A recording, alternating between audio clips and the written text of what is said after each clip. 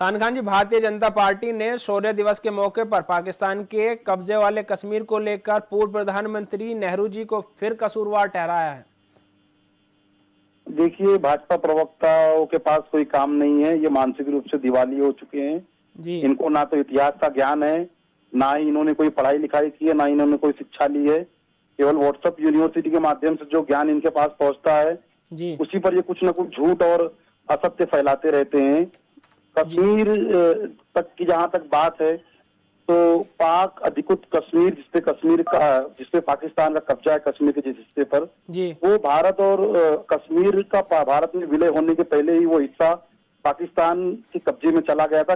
कबाइलियों ने हमला करके उस हिस्से पर कब्जा जमा लिया था। जी। और नेहरू जी की कूटनीति के कारण ही कबाइलियों को रोका जा सका था। उनकी शौर्य, उनकी हिम्मत के कारण ही, सरदार पटेल की शौर्य और सरदार पटेल की हिम्मत के कारण ही उन्हें रोका जा सका था और कश्मीर के बड़े हिस्से को कबाइलियों से बचाया जा सका था। भाजपा पहले ये बताया कि उनके पितृ पुरुष श्यामा प्रसाद मुखर्जी भी उस समय भारत सरकार के कैबिनेट में शामिल थे। वो क्या कर रहे थे? इसका अर्थ ये है कि वो पाकिस्तान अधिकृत कश्मीर के लिए श्यामा प्रसाद मुखर्जी को भी जिम्मेदार मानती है, क्योंकि उनके पुत्र पुरुष भी उस सरकार में मंत्री बने बैठे थे। तो ये घटिया राजनीति कर रहे हैं भाजपा के लोग। भाजपा के लोग कांग्रेस पे हमला बोलने के बजाय महंगाई, बेरोजगारी पे हमला बोले। भाजपा के लोग चीन पे हमला बोले। चीन आज गलवान तक आ गया, सिंगापुर तक आ गया, और मोदी जी कहते हैं कि हमारी जमीन में कोई घुसा ही नहीं है।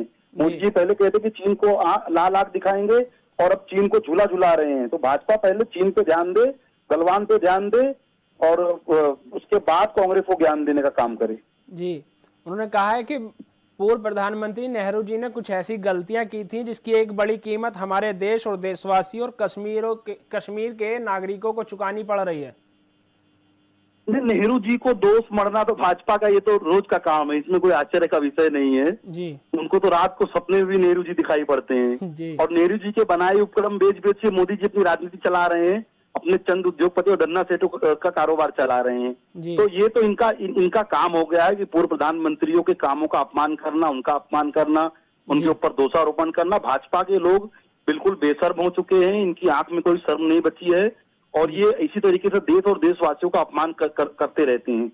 नेहरू जी ने देश के निर्माण में क्या भूमिका निभाई? वो स्वतंत्रता सेनानी थे, वो जेलों में रहे, और देश की स्वतंत्रता के बाद उन्होंने जिन जिन संस्थानों की स्थापना की, आज उन्हीं संस्थानों के बल पे हमारा देश इतना आगे जा पाया है। जब हम सुई नहीं बना पाते थे, आज हम मिसाइल बना रहे हैं, रॉकेट बना रहे हैं, हवाई जहाज बना रहे हैं। तो भाजपा के लोगों का काम है नेहरू जी का अपमान करना।